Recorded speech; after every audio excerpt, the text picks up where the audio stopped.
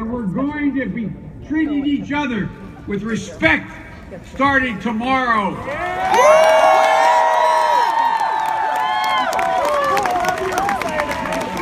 We can't keep tearing each other apart. Look, we've got to reach out. You know, I've been tough on Donald Trump, as tough as anyone. But when this election is over, we've got to let it go. We have to go and take a hard look at what drove the other side. God willing, we're going to win this, but there's a lot of people who are going to vote for Donald Trump. We've got to figure out why, what is eating at them. Some of it will be unacceptable, but some of it will be about hard truths about our country and about our economy. A lot of people do feel left out. That's the truth on both sides. We've got to stop being blinded by anger. We've got to see each other again. There's a Swahili saying, when there's a greeting, when Swahili tribes, when they look at it, shake, and they say, I see you. I see you. We've got to start seeing each other again. And our hopes, and our aspirations.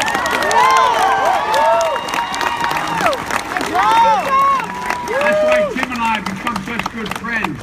You notice every time there's a problem in the Congress, I get sent to the Hill. Tim, get ready. But it's because Tim and I believe, we really believe, that there's no reason why we can't do so much better politically. You know, I've always believed that we are strongest when we act as one America, where the rich and the poor and the middle class, they all do their part. They all have responsibility. We're black, white, Hispanic, gay, straight, transgender. Folks like my family, yours, who came to America long ago or just the other day. New immigrants arriving every day. One America. One America.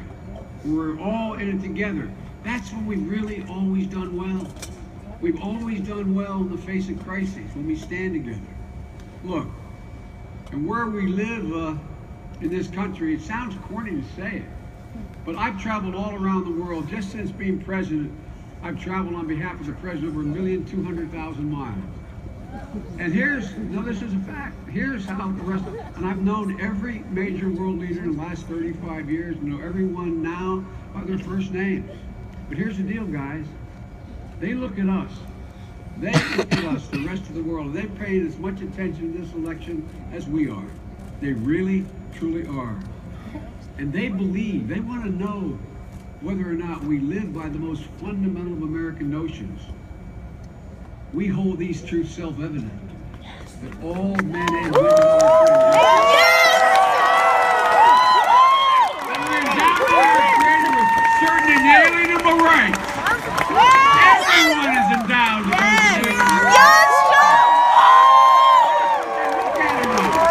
rights. Let me tell you something. If we come together, there's nothing can stop us. I'm more optimistic about the future of America today than I was when I was elected as a 29-year-old kid to the United States Senate, not only to be sworn in. Look, folks, you all know we have the strongest military in the history of the world. We have the most productive workers in the world, the most dynamic and thriving economy in the world. Imagine what we are capable of. Mark my words, in Tim's administration, renewable energy is going to power every single home in America.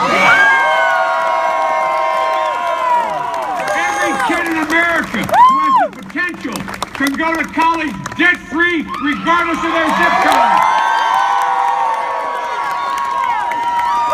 And as heading to my cancer moves, I can tell you, we will end cancer in our time. We will end cancer. A day will come, not too distant future, when those of you who have young children 5, 10 years from now, and they go to get their vaccination, they'll get vaccinated for measles and cancer. Ladies and gentlemen, they'll get cancer vaccination. Look, we're America, man. There's nothing that can stop us. No, there never has been. We're America. We don't scare easily. We're America. We never been.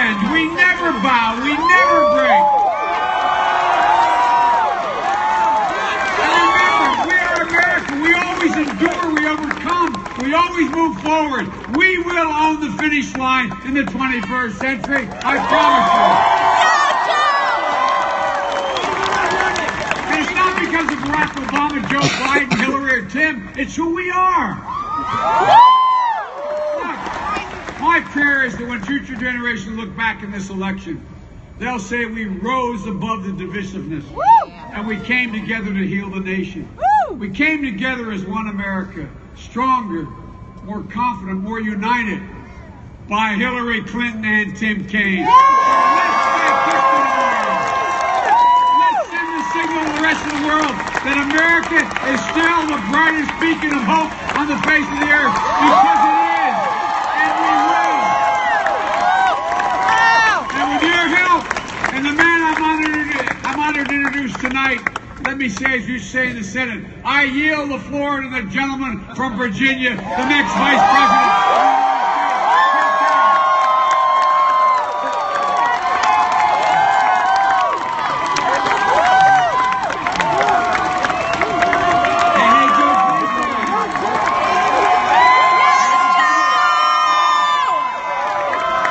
Give it up for our Vice President, Joe Biden.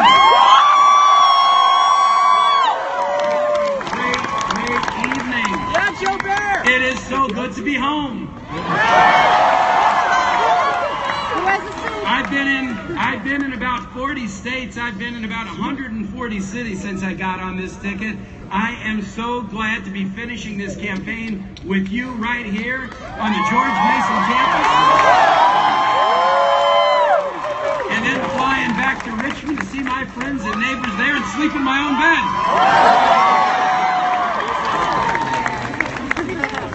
I moved to Virginia 32 years ago, and I only knew one person in the Commonwealth of Virginia, and it was my fiancée, Ann. My wife, Ann, grew up in Roanoke, lived in Richmond, graduated from McLean Langley High School right here in Fairfax, Florida. And I have had the most fantastic marriage and friendship. And from a guy who knew nothing about politics, anything I know, anything I'm good at, y'all have taught me. Y'all have taught me. And so to stand here 32 years later, after 22 years serving my city and my state, and in the Senate, my nation, my heart is too full to put into words the things that I'm feeling, and so I'll just have to say thank you, and I can't wait till the next chapter of working with you.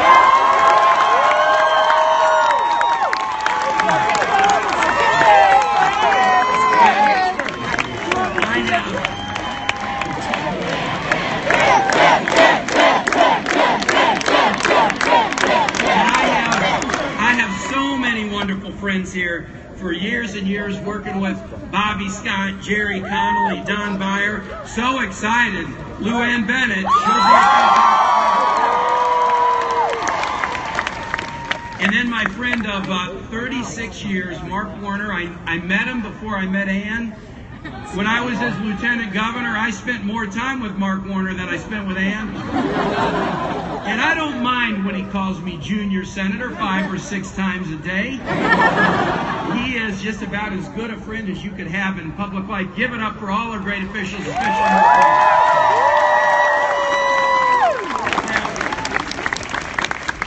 friends. You can imagine how honored that Ann and I are to have Joe and Joe Biden with us tonight. This is a special, special honor for us.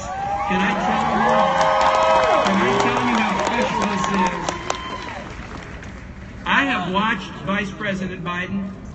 I have talked to him and learned from him. But I have also heard President Obama say that next to asking Michelle to be my wife, the best decision I've ever made in my life was to ask Joe Biden to be my vice president.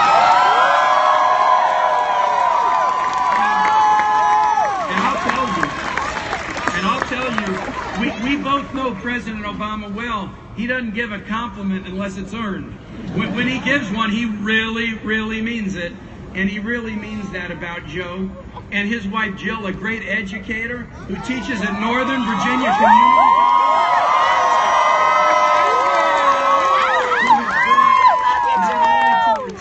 to her advocacy for military families, an amazing passion. This is a couple of public servants par excellence. Two quick stories about the vice president. On 2008, when he was part of that historic ticket with President Obama, and I was governor of Virginia, on a very important election day like tomorrow is going to be, I got a call in the morning on election day that said, then Senator, our vice presidential nominee, Joe Biden, wanted to pop by Richmond and go to a polling place. Unannounced stop, flew from Wilmington, came to Richmond. I met him at an elementary school. Mid-morning, on the day of one of the most important and historic elections in the history of our country, a youngster who was 19 years old, who was casting his first vote, African-American kid, had sickle cell anemia, couldn't get out of the car. They had to bring the voting machine into the car so he could vote. And he was voting a few minutes before I knew our vice presidential nominee would make an unannounced visit to the polling place. I said, after you voted, will you wait here for 10 minutes? Because I think something's going to happen that you'll really like. And this young man and the guy who was driving him, an uncle, said, sure, we'll wait. The vice president pulls up, and I said to Joe, I know you're here to visit with a lot of folks, but here's somebody in this car. This election means everything to this young man. Would you go visit with him? And man, I didn't even have to finish that question. Joe Biden went over to that car. The kid was sitting in back. Joe opened the door, hopped in the front seat, closed the door. The windows were up. The press gathered around the car, filming in, and Joe and this guy started to have a conversation like they had known each other their entire life. That young man will never forget the kindness.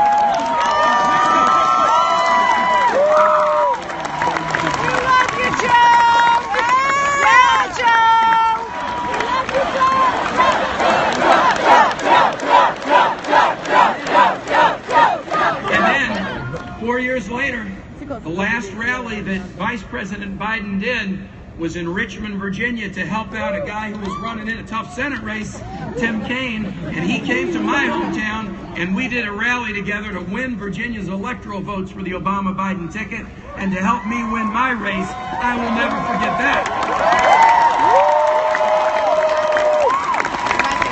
We are lucky to have public servants of the caliber of Joe and Jill Biden, and especially to have them right here with us in Fairfax County, Virginia this evening. So, let me tell you now something about you. I like the energy I'm seeing in Virginia.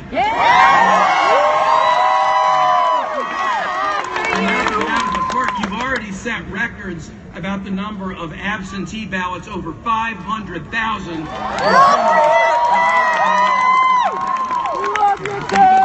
Energy and an excitement all across the country. 41 million people have already cast early votes. And if there are any of you who still have any time tomorrow to volunteer, we could use you. A lot of you are volunteering.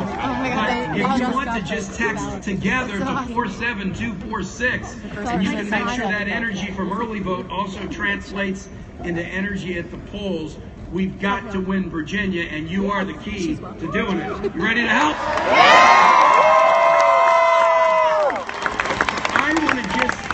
I just want to do two things. I want to tell you in a real person-to-person way why I am so excited to be Hillary Clinton's running mate. And then I want to tell you why this race is so important for us in this country and us right here in Virginia. There's so many things I could talk about with respect to Hillary, but I want to talk about a couple of things. What motivates her and what her vision is for the country. What motivates Hillary? Hillary was a kid in a Methodist youth group in the suburbs of Chicago, and she got exposed to a really cool guy by the name of Don Jones, who was a Methodist youth minister who broadened her horizons. Took her to see Dr. Martin Luther King speak in Chicago. It challenged her thinking, just like we all needed as we're growing up. We all need our thinking challenged, and Hillary developed a very particular passion, and that was to empower families and kids. Now, her rationale was pretty simple. The better families and kids do, the better the whole society is going to do. And this is what she's done for her entire life. Before she was in politics, then in office or out, winning races or losing them, as a civil rights lawyer in the South, as a First Lady of Arkansas, First Lady of the country, U.S. Senator, Secretary of State, empowering families and children. I want to tell you my favorite Hillary Clinton story. Hillary Clinton will tell this story, but she doesn't tell it as well as I do. Because she doesn't like to brag about herself, but I don't mind bragging about her. This is a very, very important story, and it's a story that Joe knows real well. When Hillary was First Lady, President Clinton tried to do what the Obama-Biden administration then was able to do to get comprehensive health care coverage for 20 million more Americans. But as is often the case, you all know this, if you're trying to make progress and make history, it doesn't come like that. The forces of opposition will array against you, and oftentimes they'll beat you. And when the Clinton administration tried to do health care reform, Hillary, as somebody who wants to empower families and kids, she knew how much it was needed. She knows what a parent feels if they go to sleep at night and they don't know, what if my kid gets sick tomorrow? What if my kid's in an accident tomorrow? Even if your child is healthy, if you've got that nagging at you because they don't have health care coverage, that is the biggest anxiety a parent could have. So Hillary threw everything into it as First Lady, with her husband and others, tried to make it happen. And the other side beat the effort, but they beat it in a way that was very personal to her. You remember this, Joe? They called it Hillary Care. That was what they called it. And they ran ads again and again on TV, banging on Hillary Care, thinking they could beat that and beat her at the same time. And sadly, the voices of opposition, the voices against progress, were successful, and it didn't pass. Now, folks, I got to tell you, here is the moment where you learn something about someone in public life, or even in private life. You put it all on the line for something you care about. You don't get there. The other side makes it personal to you, so it's a loss that you feel deeply because it would have been good for the country, and they made it personal to you. So what do you do in that moment? You can go away and say, we'll try it again in 10 years. You can say, now I'll focus on other issues now. You can just blame others and be bitter about it and, talk about how bad the other guys are. That's open to anybody who fails at something that matters to them. I've failed at things that matter to me, and I've used some of those strategies on occasion. That's not who Hillary Clinton is, and that's not what Hillary Clinton did. Here's what she did. When she said, look, we lost, and we couldn't get what I think this nation needs, health insurance for everybody, but can we get health insurance for every low-income child in this country? If we can't get it for everybody, can we get it for every low-income child? With Senator Biden and others, Democrats and Republicans, and passed the Children's Health Insurance Program, and because of that, 8 million children in this country have health insurance because Hillary Clinton wouldn't back down, she wouldn't go away, and she wouldn't give up. Don't you want that in the Oval Office? Because I can't guarantee much. I can't guarantee this. I can guarantee this. The next president will have days where it doesn't go his or her way. We'll have days where something important that was supposed to happen doesn't happen. And you got to know that the president the next day will be a person who will say, I'm not giving up. I'm not going away. I'm not going backward. And that will be the kind of president that Hillary Clinton will be. That's her motivation. That's her passion. Donald Trump has a passion too. I'll give him that. But the passion is Donald J. Trump. It's Donald J. Trump. It is not a policy, an issue, other people. That's a very, very important distinction. Second thing I want to point out is not about passion and motivation, but it's about vision. Hillary, at the start of this campaign, before I got on the ticket, she said, what do I want this to be about? She picked a pretty simple phrase, stronger together. It's kind of like e pluribus unum, or one nation indivisible. She and I both believe, and you just heard Vice President Biden talk about this, we are stronger together. This beautiful diversity of who we are as a country is the greatest strength we have.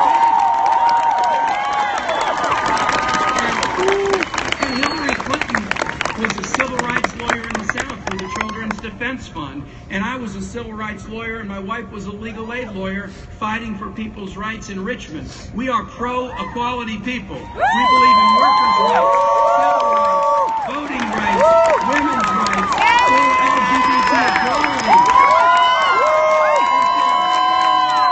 Is there another nation in the world that It's all about equality. This is the proposition to which our nation is dedicated, and Hillary and I have a vision that's stronger together with everybody equal, and everybody at the table is who we are. You said it, Mr. Vice President, we can solve any problem we have if we just let everybody around the table to solve it. And the only time we ever run into problems is if we start pushing people away because of the color of their skin or where their family came from or what their sexual orientation is or what their gender or religion is. If we push people away, suddenly we find that these problems and challenges that we face are hard to solve. We've got to be stronger together. That's who Hillary Clinton is. That's who the nation is. And that's the direction we're going if she's president. Donald Trump's got a different point of view. He started off his quest for political significance by perpetrating for 5 years the bigoted lie that President Obama's not a U.S. citizen. He started off his campaign in his first speech by saying Mexican American immigrants were rapists and criminals. And it has been one nonstop insult fest ever since. Going after immigrants, going after Muslims, horrible things about women, wanting to roll back LGBT equality, going after John McCain, a POW, saying he wasn't a hero because he was captured, going after the beautiful Virginia family, the Kaine family, whose son, Captain Humayun Khan, was killed trying to save the lives of others. And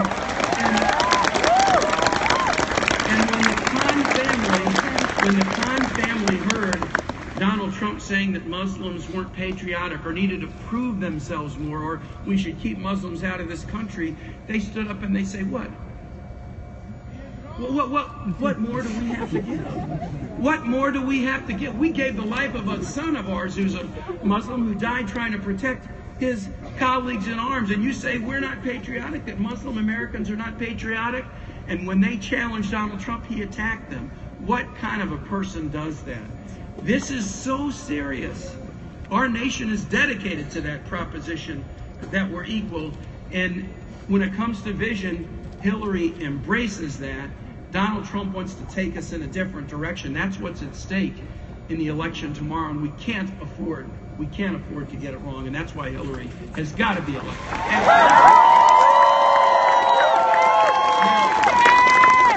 let me then just say this. Why is this so important to us in this country and in Virginia? I want to bring this home to Virginia right now and give you just that extra motivation for the next 24 hours, because we need you tomorrow. We need you to persuade and help and volunteer. I like the way polls are looking, sort of, but I don't trust them. We got to consider ourselves the underdog until we call ourselves the winner, because Hillary's trying to do something that's never been done. Yeah. If it had been easy for there to be a woman president, there would have been a woman president. Yeah. Making history is hard. Blazing a trail is hard. Doing something for the first time is hard. I bet there's a lot of people here who have tried to do something for the first time. In your family, in your workplace, in your school. You've tried to blaze a path in your own life. And you know it's not easy. And Hillary knows it's not easy. But let me make this personal to Virginia. Here's something that we did. Here's something that we did in 2008. You know Virginia's history, capital of the Confederacy. We got a lot of scar tissue.